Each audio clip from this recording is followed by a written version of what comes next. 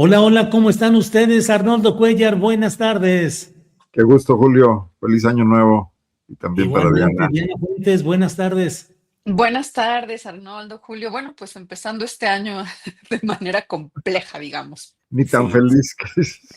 tan Felices compleja que puede ser Temoris los Greco otros. aquí estaba, se asomó, allí estaba, yo lo estaba viendo listo para entrar, se dio cuenta de la intensidad de la plática que íbamos a tener y dijo, déjenme refugiarme un ratito y se salió de cuadro el buen Temoris, que ya debe estar de regreso en unos segunditos. Sí, efectivamente, Arnoldo, hace rato que platicábamos por otros asuntos, por comunicación privada, hablábamos de lo calientito que está el ambiente y en cierto momento dijiste hirviente. ¿Por qué, Arnoldo? ¿Qué ves de hirviente en este? Ya sé que la pregunta es bastante No, simplona porque no, las respuestas están a la vista, pero es simplemente para dar pie no, que nos digas lo que piensas de este hirviente inicio de año, Arnoldo. no, nada simplona, Julio. Digo, las preguntas simples son las más difíciles de contestar. ¿Por qué está pasando todo lo que está pasando, no? Sí. Yo sí veo que hay varios planos de la realidad que tendríamos que enfocarnos, lo cual lo vuelve muy complejo. Digo, están todas las cuestiones que se han discutido mucho, debatido, donde hay pues una absoluta, bueno, ni siquiera diría yo que hay una polarización, porque yo creo que es múltiple los enfoques que se dan en torno al tema de la intervención, al tema del régimen venezolano. Algunos pretenden justificar la intervención por el carácter dictatorial de Maduro, otros pretenden minimizarla absolutamente porque era necesaria, porque era la única manera de acabar con ese régimen. Pero yo veo por encima de todo eso esto que ya abordabas hace rato en la entrevista con el doctor o maestro Calcaño, sobre esta reconfiguración mundial, que es lo que sí va a tener efectos de largo plazo, más allá de la coyuntura en este momento, ¿no? Y que es las esferas de influencia que me retrotraen pues al siglo XIX, a esa paz armada con la que inició la Primera Guerra Mundial. Y aquí me gustaría mucho recomendarles la lectura de un libro que se llama Sonámbulos, que habla, y ahorita me acuerdo del autor, porque ya la edad de repente es que se me olvidan cosas, donde se habla de la complejidad que llevó a la confrontación en la Primera Guerra Mundial, que además hay que recordar que la Primera Guerra Mundial no fue sino el antecedente de la Segunda, que los asuntos que dejó abiertos continuaron después en esa confrontación mayor, porque eran muchísimas cosas las que estaban. Había este asunto de las esferas de influencia en Europa, ¿no? El paneslavismo de los rusos, el pangermanismo de Austria y Alemania, lo que generó las alianzas. Digo, no lo voy a revisar ahorita en este momento, ni mucho menos, y además creo que hay gentes más expertas que yo para hacerlo, pero nos vuelve a llevar a ese asunto donde además no está negociado, no está planteado de ninguna manera. No hay una mesa donde Rusia, China y Estados Unidos estén dividiéndose al mundo. Está la doctrina norteamericana que publicó Donald Reagan, iba a decir Donald Trump, como un asunto unilateral que los chinos y los rusos le van a sacar también una gran raja porque les permite justificar sus propios ambiciones imperiales sobre Europa y sobre Asia, y además está el gran tema de África, que siempre ha sido botín desde hace muchos siglos de las potencias coloniales, donde además no está cerca de ninguna de ellas, pero todas intervienen a la vez y que han logrado construir ahí una hecatombe social, económica y humanitaria. Pero esto nos deja muy expuestos al azar por la falta de un plan.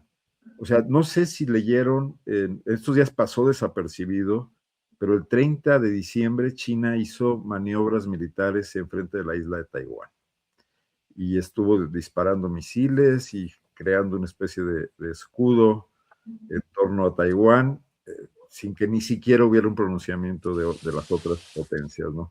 Entonces, no se van a esperar a repartirse el mundo en una mesa, van a ir ocurriendo acontecimientos en cada parte.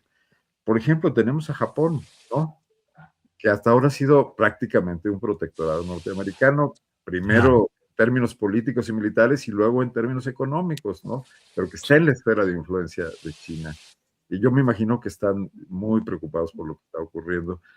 Y ayer veía que Jorge hacía referencia al extraño comunicado de Marine Le Pen, ¿no? A mí me hizo mucho sentido, porque Marine Le Pen está buscando un electorado en Francia y no sé, a lo mejor estoy sobreinterpretando, si detecta la preocupación del votante francés y europeo en general por el tema de Rusia, y que entonces su defensa de la soberanía de Venezuela no sea sino un mensaje a un electorado diciéndole, pues aquí no vamos a permitir acciones unilaterales, en términos nada más de ganar una elección o ganar espacios, ¿no? Entonces, estas reconfiguraciones nos hacen olvidar o nos hacen dejar atrás o nos hacen minimizar mucho lo que ha sido hasta hoy el debate de quiénes en la izquierda y en la derecha están alineados con determinadas ideas, sobre todo cómo manejarse en la política internacional. Yo creo que Donald Trump no tiene dictadura aborrecida de izquierda o de derecha si hacen lo que él quiere, y que va a trabajar muy bien con los bolivarianos como va a trabajar muy bien con Bukele. En ese sentido es donde yo veo este panorama hirviente, ¿no? Pero bueno, sí. Bien. Para iluminar más sobre este tema. Sí, Arnoldo, gracias. Diana, antes de pedirte tu opinión, demos la bienvenida a Temoris Greco, que ya está de regreso. Temoris, buenas tardes. Hola, perdón, problemas técnicos por acá. ¿Por qué te nos escabulliste? ¿Fuiste por la rosca de Reyes o qué onda? Más bien creo que fue unas chelas, al cobadón. No, lo que pasa es que me dijeron que los Reyes Magos se me habían traído regalo y no lo había visto, entonces dije, no, ahorita. ¿Y si se puede saber qué?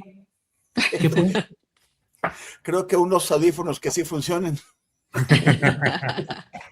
Bueno, está bien. Diana, híjole, complicado, no sé cuál sea tu punto de vista, el escenario en lo general, digamos, hay una especie de abolición ipso facto de lo que quedara del derecho internacional, de las reglas de convivencia más o menos escritas y relativamente aceptadas o ejecutadas, la doctrina Donroe galopante, el pragmatismo absoluto.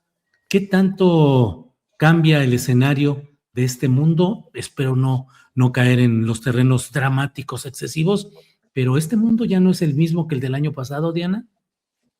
No, sin duda ya no es el mismo que el del año pasado, pero creo que ahí había ya desde el año pasado y un poco atrás signos de que esto se avecinaba. Y no me refiero específicamente ahora al hecho de que se pudiera anticipar lo que vimos que pasó el 3 de enero en Venezuela, porque bueno, tampoco es que se necesitaran muchas luces, Trump lo venía diciendo explícitamente, ¿no? Pero sí, el escenario ha cambiado. Ahora lo que decía Arnoldo me hacía pensar que yo voy a responder ahora como el meme ese en donde hay un marxista que siempre dice, la culpa es del capitalismo, ¿no?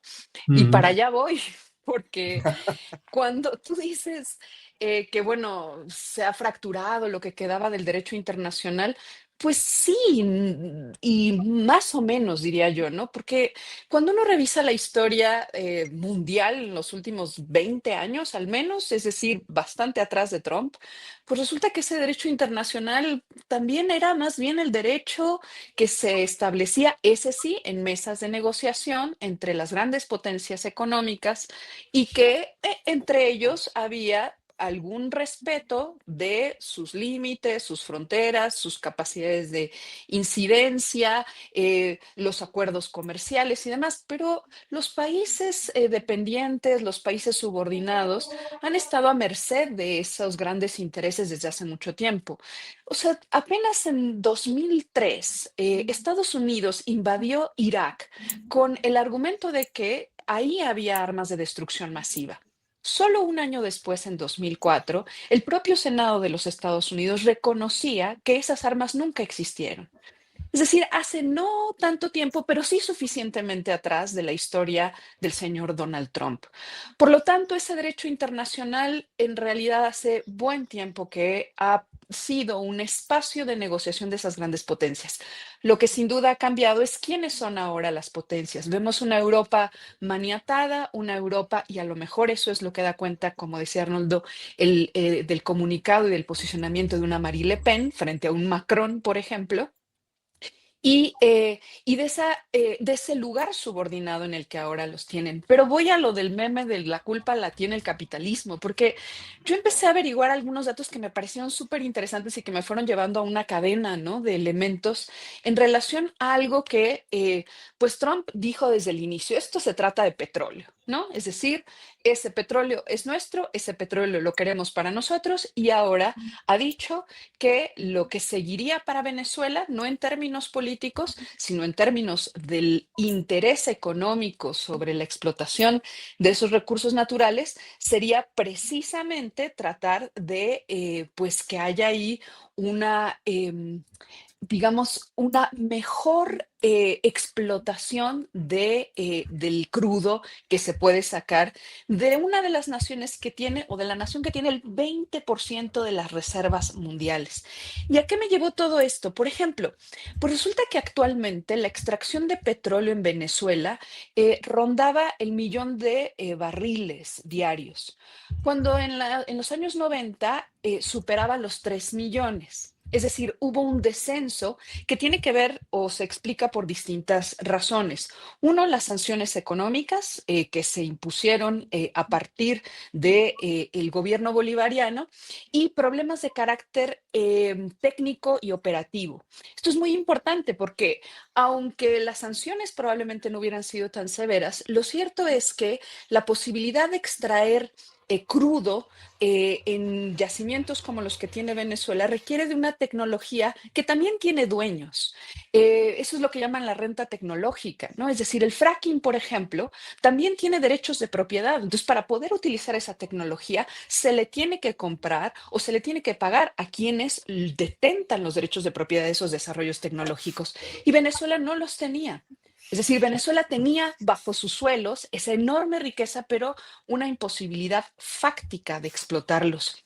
Esto me parece muy importante porque cuando Arnoldo también ahora decía, bueno, es que esto pinta de una irracionalidad semejante a aquello que recordamos de lo que impulsó o propulsó el inicio de la Primera Guerra Mundial. Es cierto, el viejo Marx decía que el capitalismo es constitutivamente irracional, es decir, no se trata de eso que el pensamiento, sobre todo liberal, nos ha hecho suponer, que la política son acuerdos racionales de sujetos que se sientan o de altos mandatarios y estadistas que generan acuerdos, sino de propietarios privados que velan por sus intereses y en esa medida van a entrar en choque con otros propietarios y otros intereses.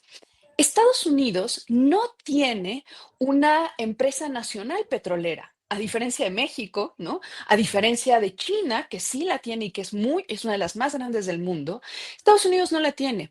Y hoy en la jornada se salió una nota que me pareció súper interesante, que tiene que ver precisamente con el hecho de que las compañías de petróleo más importantes de los Estados Unidos hoy tuvieron un alza en la bolsa en la bolsa de valores y en sus acciones bastante importante, particularmente Chevron, que es la única de las grandes empresas estadounidenses que hasta el momento estaba operando en Venezuela. Y esto me parece que indica que en realidad Donald Trump está funcionando, ¿no?, como herramienta del capital, como un operador que está abriendo el espacio necesario para que suceda lo que esperarían que debe suceder en Venezuela. Decía que la extracción de crudo que se hacía hasta el momento es muy pobre, pero eso me llevó a preguntarme, bueno, pero si lo que están limitando es el comercio y lo que interesaba era limitar el comercio de Venezuela con China o de Venezuela con Rusia, bueno, ¿cuánto es el crudo que China le estaba comprando a Venezuela? Es realmente significativo para China, representa un problema hoy por hoy que no pueda comprar o importar petróleo venezolano, y la realidad es que no. En realidad, los proveedores más importantes de crudo para China son Rusia y Arabia Saudita, además de otros. Ciertamente, según algunos especialistas que leí, las estrategias que ha seguido hasta el momento buscaban tener un abastecimiento global, pero la propia China tiene una producción interna bastante importante. Entonces, lo que realmente, aunque le compraba muy poco petróleo para lo que requiere el nivel de desarrollo técnico material que hoy tiene China, aunque era muy poquito, para Venezuela lo que China le compraba representaba el 80% de las ventas que estaba haciendo del crudo. Entonces, en realidad, pues todo esto se trata y tiene que ver con el capitalismo. Porque imaginen, yo me pensaba, ¿no? Entonces, los venezolanos, el gobierno de Nicolás Maduro, la revolución bolivariana estaba sentada sobre una mina, ¿no? De oro en la perspectiva de los capitalistas, inamovible, que no se podía explotar y que esto iba a ser disputado ahora o después en algún punto. Por supuesto, en la lógica de ese reordenamiento sí económico que está habiendo, en el marco de una crisis que los Estados Unidos están tratando de solventar, es algo que se vuelve central. Yo leí el comunicado de Kamala Harris cuando sucedió lo del 3 de enero y Kamala Harris pues no condenó el secuestro de, no le llamó secuestro por supuesto, pero el secuestro de Nicolás Maduro y la intervención militar en Venezuela. Pero es muy interesante porque Kamala Harris y Joe Biden en la contienda electoral en la que salió triunfador por segunda ocasión Donald Trump, ellos eran los que representaban la opción belicista. Es Donald Trump el que hace una campaña diciendo no vamos a ir a otra guerra infructuosa, no vamos a ir a desgastar al pueblo norteamericano ni a hacer un derrame, ¿no? económico en guerras sin sentido. Y creo que eso también tiene que ver con esa necesidad de recomposición y de encontrarle una salida a la crisis económica que tienen, pero que no es una salida de corto plazo. Es decir, lo que estamos viendo y que sí marca un antes y un después, cuando menos regional, muy importante después del 3 de enero, pues hace parte de una mecánica muy compleja que tendrá un impacto, creo yo, de mediano y de largo plazo. De modo que, pues me gustaría recuperar algo de lo que dijo Andrés Manuel López Obrador en ese mensaje con el que, por segunda ocasión en un tiempo muy breve, Ujú, sale de su retiro en la chingada y ujú. dice, decía él, ¿no? En ese mensaje le dice al presidente Trump, no caiga en la autocomplacencia ni escuche el canto de las sirenas, mande al carajo a los halcones, usted tiene capacidad para actuar con juicio práctico. No olvide que la efímera victoria de hoy puede ser la contundente derrota del mañana. Y esa Claro. última parte a mí me parece muy importante. Aquí también hay política. Bien, Diana, gracias. Temoris Greco, tu primera lectura sobre este inicio hirviente de año, tal como lo mencionó de entrada Arnoldo Cuellar. ¿Cómo vas viendo las cosas, Temoris? Bueno, me pusiste una pregunta súper así, súper pensé que iba a ser como más concretita. Primero quisiera, mientras pienso en la respuesta a lo que me dijiste, quisiera comentarle a Arnoldo que no es de ninguna sorpresa que Marine Le Pen haya manifestado su apoyo al madurismo. Rusia, así como Estados Unidos y como todas las potencias en disputa por las hegemonías y por su espacio de influencia, Rusia tiene pues su propia jugada dentro de los países de la Unión Europea, promoviendo, apoyando, aliándose, coordinándose con los movimientos nacionales o adentro de cada país que consideran más cercanos o más convenientes para sus políticas. Y en Francia, ese es Marine Le Pen, que es considerada anti-europeísta, o sea, que como alternativa por Alemania en Alemania, que podría conducir, si no a un rompimiento de la Unión Europea, que no es descartable, sí a un debilitamiento de la misma Unión. El Frente Nacional bueno, la reagrupación nacional, como se llama ahora, de Marine Le Pen, ha sido acusada de tener nexos financieros con Rusia. Y Marine suele estar en algún tipo de coordinación con lo que dice Moscú. Claro. Moscú está en contra de esa intervención en Venezuela, pues es normal que Marine Le Pen lo diga, es parte de ese juego imperial que hay allá. Ahora, Temoris, sí, Dime. perdón, termina la idea. Sí, o sea, sí es el juego imperial ruso que naturalmente se opone al juego imperial yanqui, ¿no? Ahora cambio la pregunta tan general para preguntarte concretamente algo que me parece que también debemos de abordar. ¿Qué crees que está sucediendo actualmente en Venezuela? ¿Un acuerdo para que lleguen los Rodríguez, Delcy Rodríguez, como presidenta encargada negociada de Venezuela para dar paso a los propósitos de Trump, que ya ha dicho que si no se aviene la nueva presidenta a lo que le indiquen, le va a ir peor que al propio Maduro? ¿Cómo explicar el momento que se está viviendo allá con este mantenimiento de la élite del gobierno sin Nicolás Maduro, pero finalmente la élite ahí sigue adelante? No hay confrontaciones en la calle, no hay políticos o militares huyendo, en fin, pareciera que todo quedó como negociado, Temoris. Sí, mira, la alternativa a esto es el caos en Venezuela. Es la instauración de un gobierno de María Corina, de Edmundo, que no tendría un respaldo sobre el terreno sólido, que enfrentaría una enorme oposición en el terreno y conduciría a una guerra civil. Venezuela tiene un territorio muy complejo con altas montañas, que es las estribaciones de los Andes, con muchísimas selvas, con dificultades graves de comunicación que favorecerían una resistencia armada para la que el chavismo se estuvo preparando durante 20 años.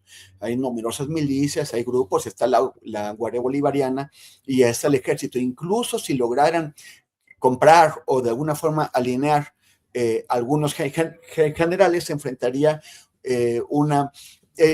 Venezuela tiene más de 2,000 generales. Los militares colombianos se ríen de eso. Los militares colombianos, o sea, el ejército colombiano tiene 32 generales, pero el chavismo se dedicó a nombrar generales como una forma de compensar los servicios políticos que le daban de distintos grupos militares.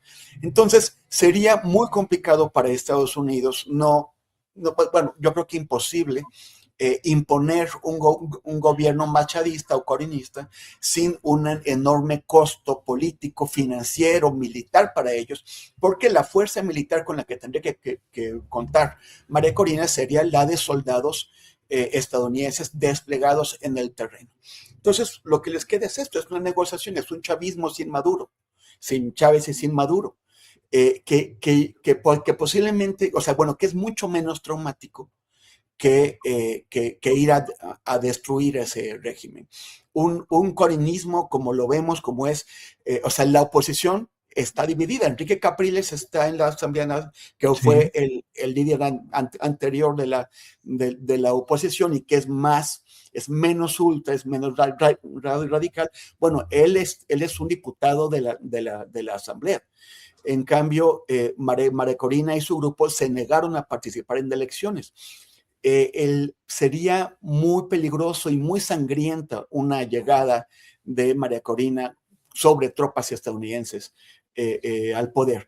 Entonces, esta es una solución que yo creo que alguien adentro del Departamento de Estado les recordó a los trumpistas cómo les fue en Irak, cómo les fue en Afganistán y cómo les ha ido en otros lugares donde han ido directamente a reemplazar el sistema sin tener una alternativa.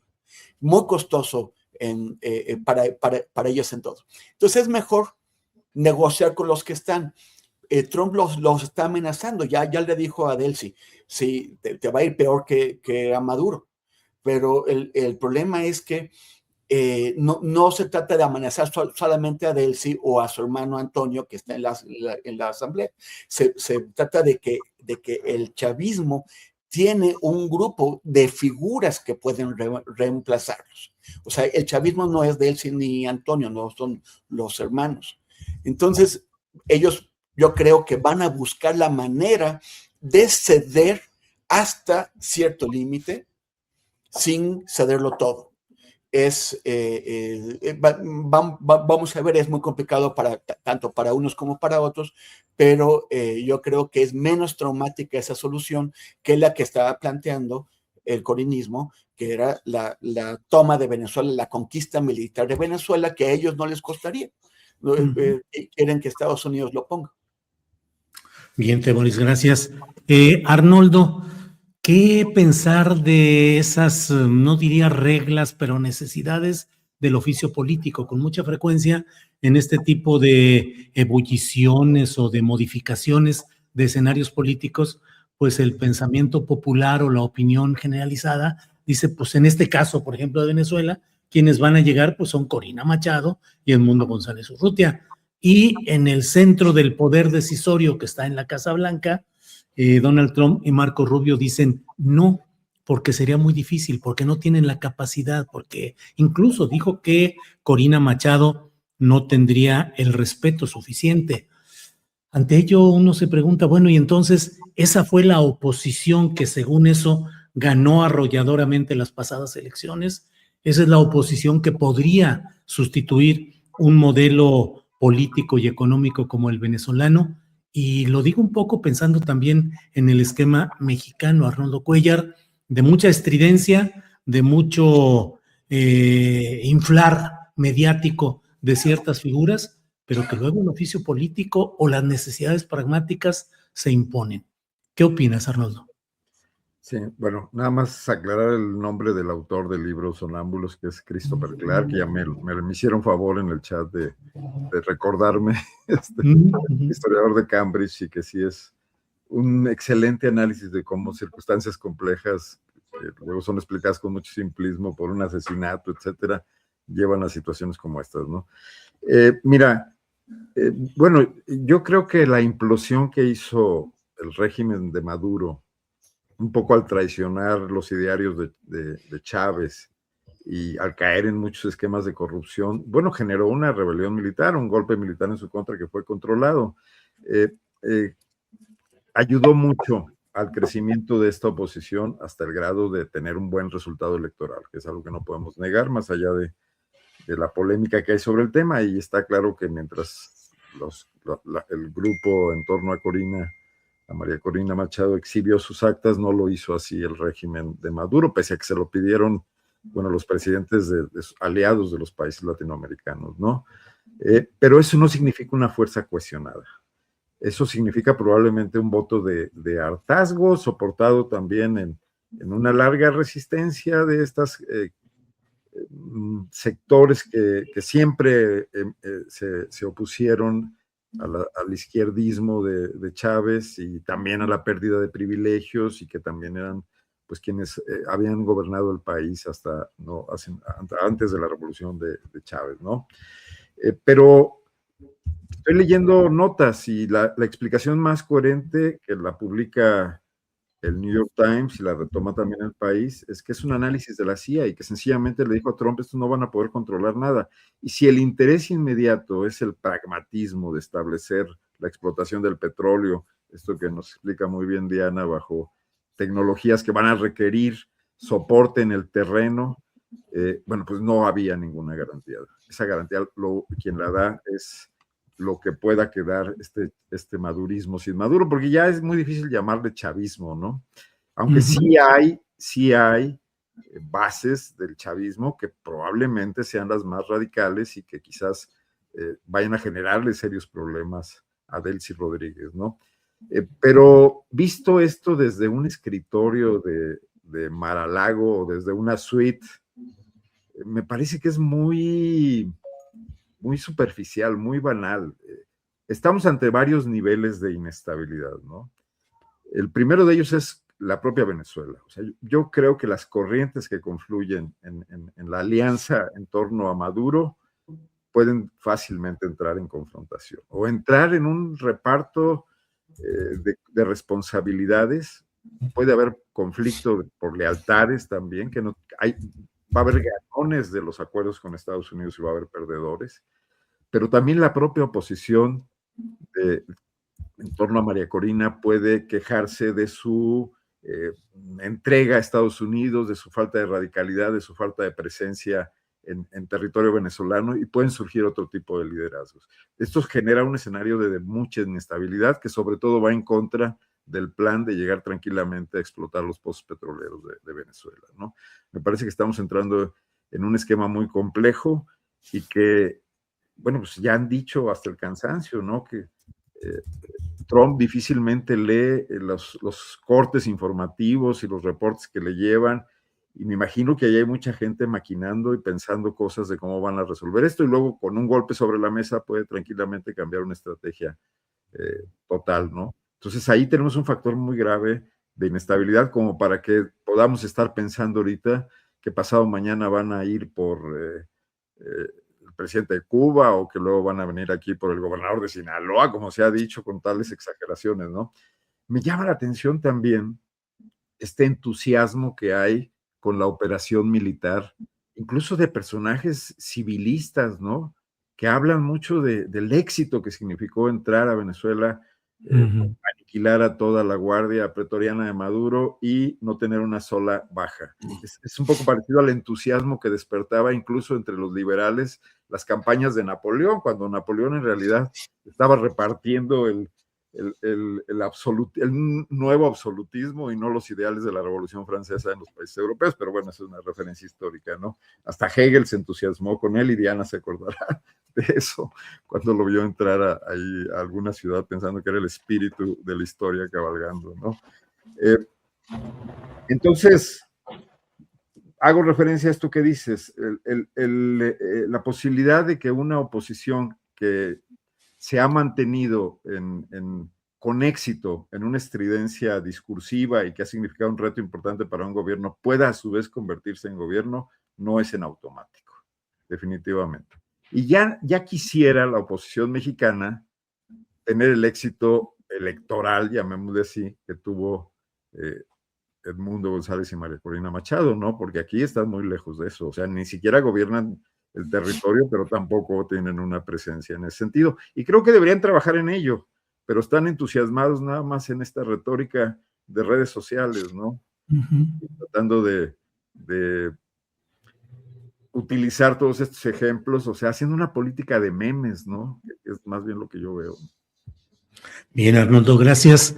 Diana, pues me toca a mí como moderador e impulsor de estas mesas hacer preguntas osadas o provocadoras o provocativas. Entonces, Diana, ante esta nueva realidad, no solo este cambio político, geopolítico, geoestratégico, sino también de la irrupción de una tecnología dominante. Hace un par de días, Elon Musk dijo que habíamos entrado ya a la fase de la singularidad, que sería el momento en el cual las máquinas podrían llegar a generar conocimiento y acciones por sí mismas con independencia o incluso en contra de lo que el creador humano hubiese realizado. En ese contexto te pregunto, ¿se necesitan nuevas formulaciones ideológicas, filosóficas y teóricas? Lo que hemos conocido y aprendido hasta ahora, cada quien desde sus diferentes colocaciones, queda obsoleto o ineficaz y hay que ir pensando ya en un nuevo mundo con nuevas filosofías y nuevas visiones. ¿Qué pregunta tan fácil? Bueno, si me lleva mucho tiempo, es porque así me lo puso Julio. Bueno, yo recuerdo esa bonita frase de nadie salta por encima de su sombra, ya que estábamos recordando a Hegel y esas cosas. Es decir, no puede ninguna mente humana, ni colectiva, ni en lo singular, ir más allá de su propio tiempo histórico. Entonces, pero voy a tratar de poner dos planos si soy capaz. Uno, esa fantasía de Elon Musk, que es una fantasía de las ultraderechas hoy que imaginan, ¿no? Esas distopías ultratecnificadas. Y pues tengo un buen amigo filósofo que reflexionaba sobre esto hace poco en el Congreso de Filosofía y él decía algo que me pareció muy sabio y decía, claro, cuando esas máquinas superen, sean capaces de superar, ¿no? El entendimiento humano, de revelar las verdades más profundas, ¿cuánto tiempo van a tardar, no? ¿O en cuántos microsegundos van a darse cuenta y van a descubrir que vivimos en una sociedad de explotación, de dominación, de violencia? Y entonces, ¿cuánto tiempo van a tardar esas máquinas en revelarnos la necesidad de superar el capitalismo, ¿no? Es decir, van a ser tan ultra inteligentes que van a llegar a las verdades que ya sabíamos. Entonces, bueno, es una fantasía porque además, bueno, digamos, el 90% de la población mundial vivimos en condiciones y en una relación con la técnica que sigue siendo precaria, que sigue siendo mínima, que tenemos acceso a algunas cosas en términos laborales y demás, pero en lo general eso todavía está muy lejos de volverse parte de nuestro sentido común. Y entonces llevándolo para allá, las posibilidades de generar nuevas formas de entender nuestra realidad, pues seguramente harán como se ha hecho siempre, abrevarán del pasado, seguiremos repitiendo ideas consabidas de siglos y siglos atrás, no por nada seguimos teniendo proverbios bíblicos, frases muy antiguas, porque los seres humanos solemos abrevar de nuestro pasado y con ello interpretar nuestra realidad, pero ciertamente sí necesitamos imaginarnos futuros diferentes. Y yo no creo que esos futuros distintos estén del lado de la derecha. La derecha imagina que van a estar habitados por máquinas, ¿no? Que van a vivir en un mundo súper tecnificado, donde además se supone que los que estarán en condiciones de hacer usufructo, de gozar de ese desarrollo material, serán los que son los ultra ricos, que además se asumen a sí mismos como los seres humanos más superdotados. Es una asociación que suelen hacer. eh, pero la realidad es que su imaginación, pues es como de la ciencia ficción propia del siglo XX, es decir, no es muy distante de algunos de los relatos ficcionales con los que el siglo XX pues ha creado grandes historias, ¿no? Pero sí nos hace falta imaginación política. Eso es otro asunto. Ahí sí requerimos, y eso es un resultado necesariamente colectivo. Yo escuchaba un análisis en un medio de izquierda hace poco sobre lo que sucedía en Venezuela y una compañera y decía, es que, ¿cómo es posible que América Latina todavía no ha desarrollado tecnología nuclear para defenderse de estas cosas? Y entonces yo Mm. decía, momento, momento. Vámonos con calma, ¿no? No, ese no es el tipo de imaginación que necesitamos. Es decir, sí que requerimos pensar en qué futuro habremos de consolidar sociedades en las que sigamos defendiendo la igualdad radical, ¿no? Es decir, que todas las personas somos, en términos generalísimos, iguales y al mismo tiempo somos distintos, tenemos culturas, tenemos lenguas, tenemos no formas de entender la realidad que tienen derecho a existir. Y sociedades que puedan imaginar tan solo la posibilidad de erradicar las desigualdades que nos atraviesan.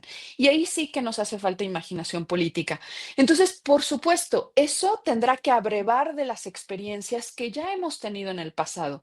Cuando a veces miramos la historia del siglo XX, solemos ver estos grandes momentos de trágicos, la Primera Guerra Mundial, la Segunda Guerra Mundial, las bombas atómicas, es decir, esos momentos atroces.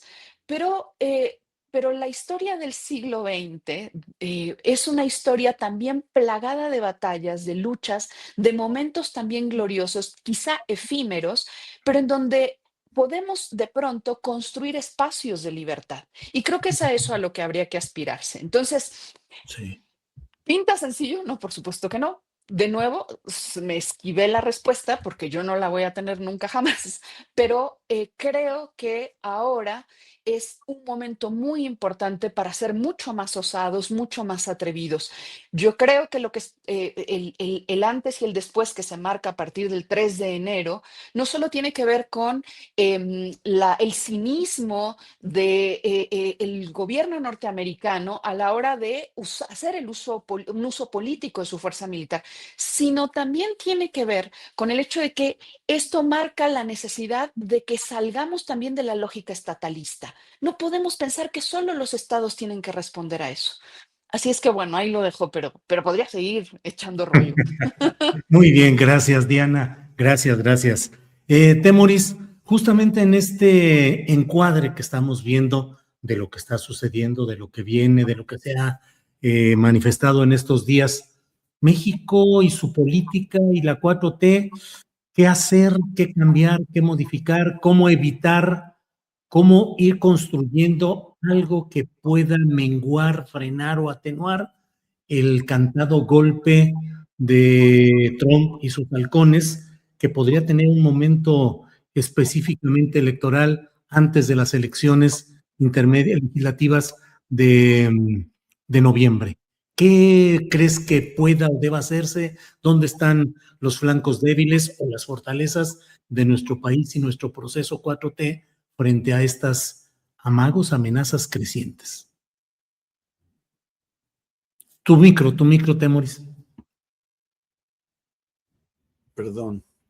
Es que yo creo que es muy importante tratar de, como en el judo, tratar de tomar la fuerza, el envión, el empuje del rival para beneficio propio, para ir hacia adelante. Por ejemplo, está el tema de la seguridad. Obviamente a Trump le da igual todo eso. O sea, ya cada vez queda más claro para quienes querían insistir en ello, en que el tema del narcotráfico y Venezuela o sea, es más que un pretexto, ¿no? Está clarísimo. El Departamento de Estado acaba de publicar una imagen en donde como un cartelito en donde dicen, este es nuestro hemisferio. En gran medida lo que está haciendo con Venezuela es tratar de cancelar los acercamientos que para sobrevivir el chavismo había hecho con Rusia y con China. Y ellos dicen, por eso es la doctrina Dunroe. Hay que cerrar todas aquellas vías de presión por las cuales nos quieren agarrar. La más importante de ellas, pues el tema del narcotráfico. Entonces, que no tengan dónde atacar, que no tengan dónde pegar, que no tengan más pretextos. Siempre los van a buscar. Pero al mismo tiempo nos sirve cuando Marco Rubio dice que el gobierno mexicano actual es el que más ha cooperado con Estados Unidos en mucho tiempo. Y al mismo tiempo lo necesitamos. Necesitamos efectivamente romper todas esas redes de complicidad que dentro y fuera de las estructuras del gobierno facilitan que haya este narcotráfico y por consecuencia esta inseguridad. Y al mismo tiempo ver, o sea, el destruir el narcotráfico como fuente de ingresos para el crimen organizado facilita o provoca que se busquen otras fuentes de ingresos, porque de manera destacada la extorsión y otras, pero sobre todo la extorsión.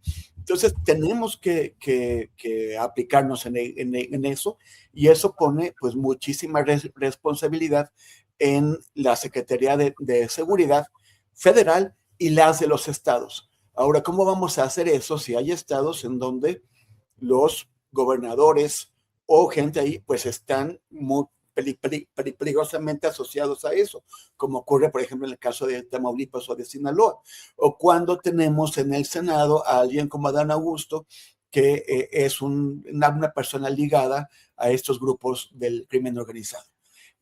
¿Cómo va a ser la 4T para poner en orden aquellos elementos adentro del movimiento que están pues poniendo en peligro todo el esfuerzo que está haciendo el gobierno en ese sentido? Entonces es muy importante limpiar y profundizar esta lucha para eliminar aquellos elementos o aquellas debilidades que nos exponen ante la presión de Estados Unidos. Y eso, perdón, sí, otra cosa. Regresando al tema de lo de Venezuela, a mí me parece que lo que les hizo Trump a María Corina y los suyos debería servirles a todos los vendepatrias en México que creen, o sea, ¿qué cosa más ingenua puede haber que es creer que quien va a invertir recursos, vidas, dinero en intervenir en otro país va a poner por delante los intereses de los intervenidos y no el interés propio, el interés de quien intervienen? Quienes piden intervenciones extranjeras no solamente son traidores, son tontos.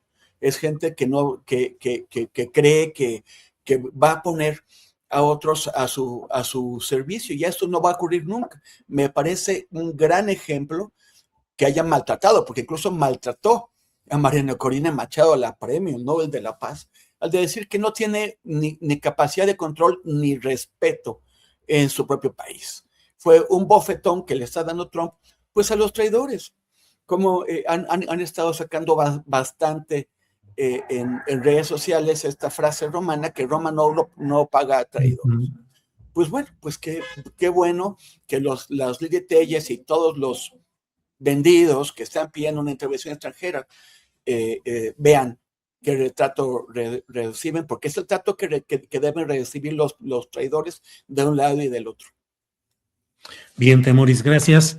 Sobre este mismo tema, Arnoldo Cuellar, ¿cómo ves el tema hoy a la presidenta? Mira, tenemos incluso por ahí, son 8 segunditos, creo, de esta pregunta que le hacen a la presidenta de México acerca de si va a haber cambios en el gabinete, que es una de las cosas que tanto se han estado mencionando, acerca de la posibilidad de que en este año haya movimientos, recomposiciones en el gabinete, en el control, la coordinación de las bancas, guinda en el Congreso. Pero mira, a ver si Sebastián tiene este pedacito, son 8 segundos. Sebastián.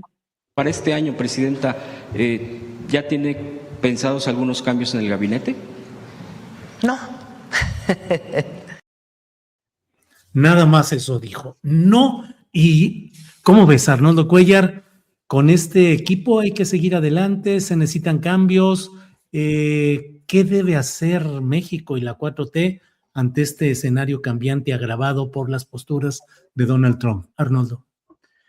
Mira, bueno, en primer lugar, yo creo que sí tendríamos que buscar con pragmatismo, con el mismo hiperrealismo que se han referido algunos a esto de la política norteamericana, cómo alinear ciertas cosas que además puede hacerse sin entreguismos y sin perder espacios de soberanía. Y yo creo que una de ellas es el combate al crimen organizado y a la delincuencia.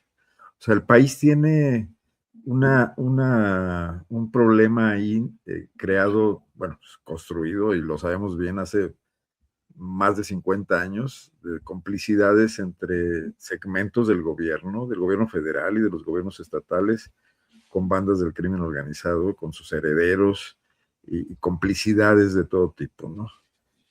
Eso no ha cambiado, no cambió con Andrés Manuel López Obrador, y sí llama la atención cómo se llenan la boca de hablar de narcoestado, quienes en su momento también formaron parte de lo mismo. Pero yo no me detendría en quiénes son menos malos, si la 4T o el PRIAN. Creo que es un problema del país que en este momento está explotando, porque son los pretextos que Donald Trump utilizó en Venezuela. O sea, le importó poco el tema del fraude electoral, tomó el tema del narcotráfico, lo empujó y hizo su propia narrativa y se le impuso a todos los medios de comunicación, con muy poca crítica. Yo no vi ningún fact-checking de los medios norteamericanos, que se jactan mucho del tema para saber si en realidad existía el cártel de los soles o no, era un invento. Ciertamente había corrupción, ciertamente hay historias periodísticas probadas del nexo entre cárteles de Colombia y de México con apoyos del gobierno venezolano, como en su momento lo hubo con Cuba también, que no sé si recuerdes, Julio, cuando Fidel Castro tuvo que fusilar a un general que era el James Bond de Cuba, que ahorita su nombre también se me va a escapar, que fue todo un escándalo en los años 80s o 90s del siglo pasado. Arnaldo Ochoa. Arnaldo Ochoa. Exactamente. Ajá. Muchas gracias por la ayuda. Por un tema de complicaciones, porque el narcotráfico lo penetra todo, porque tiene la capacidad económica y porque además hay quienes piensan que estando en la lucha contra el imperialismo todo vale, ¿no? Y que lo mismo en las goteras y en los drenajes de la clandestinidad se pueden encontrar, como le pasó a las guerrillas colombianas, ¿no? Refuerzos en la economía del narco para fortalecer otro tipo de luchas, y al final de cuentas todo se enreda y se complica.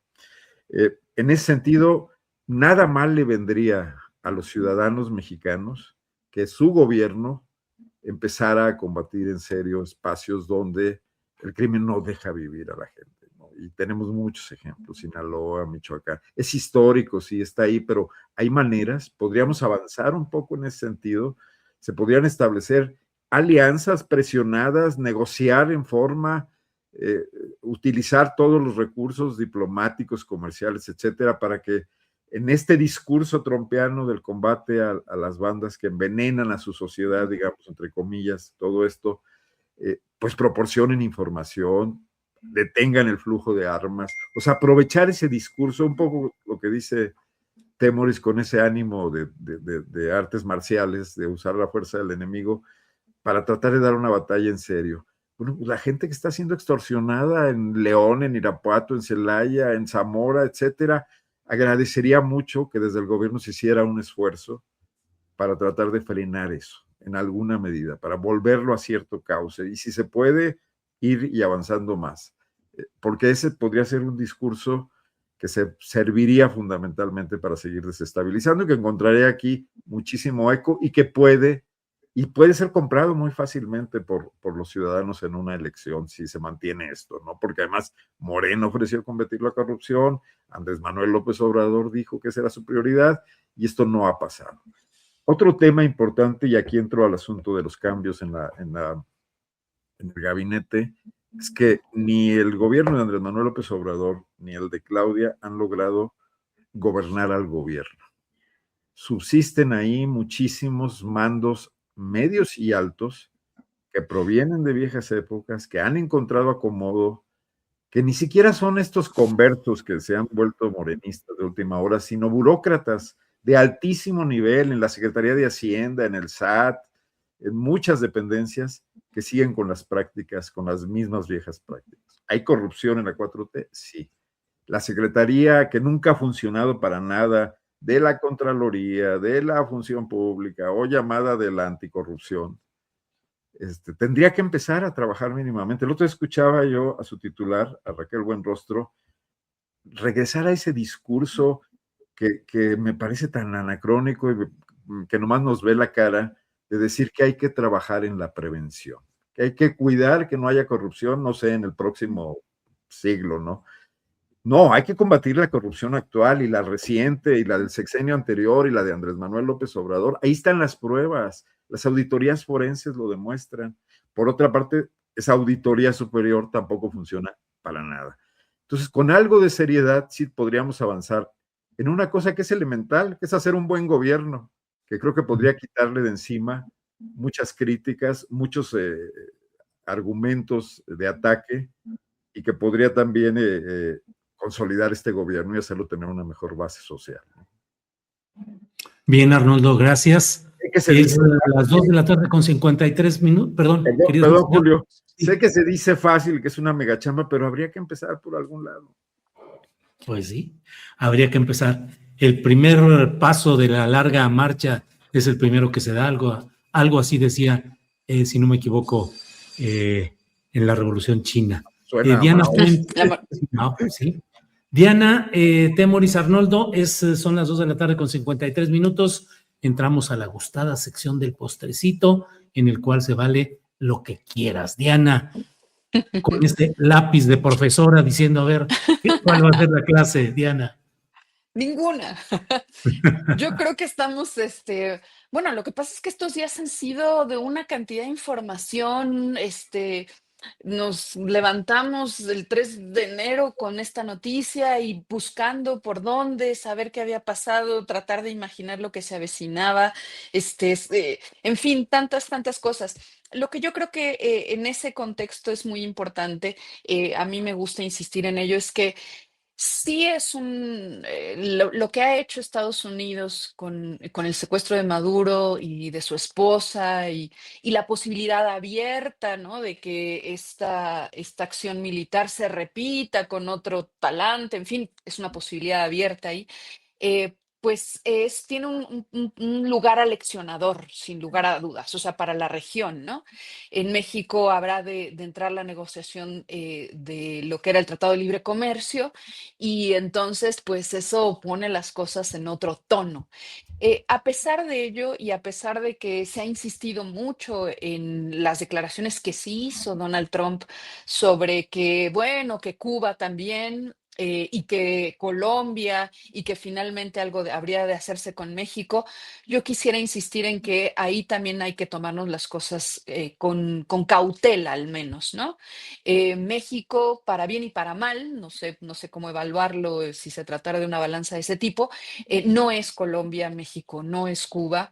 Y creo importante que a pesar de que sí tiene una función aleccionadora lo que se ha hecho y entonces es un mensaje que se manda a todas las naciones de la región, también es importante pensar que esa posibilidad abierta es distante y que porque también el temor que esto puede ocasionar puede tener también un registro desmovilizador y eso me parece preocupante, ¿no?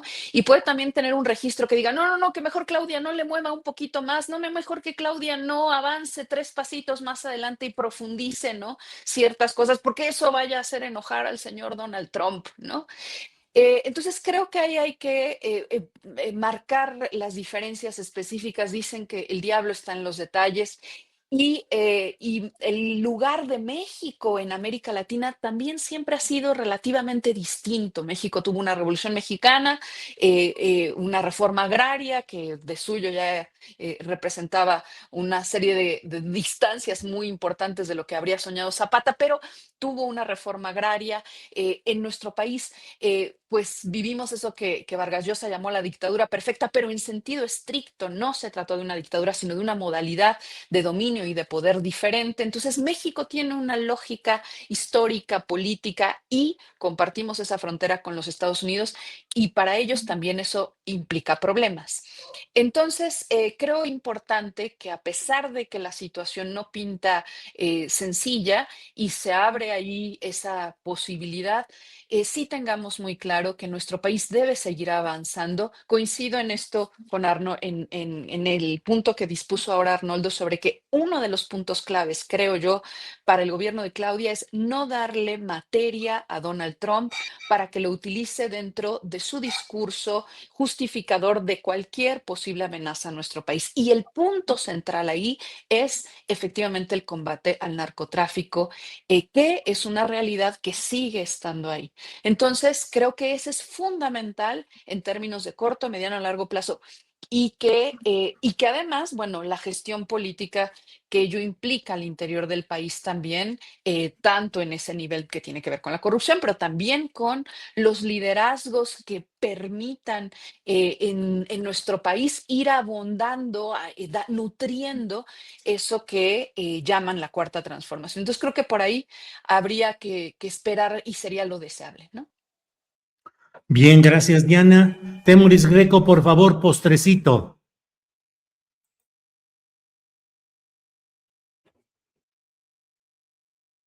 ¿No? Sí, ¿No nos quieres privar de tu voz? Ay, otra vez.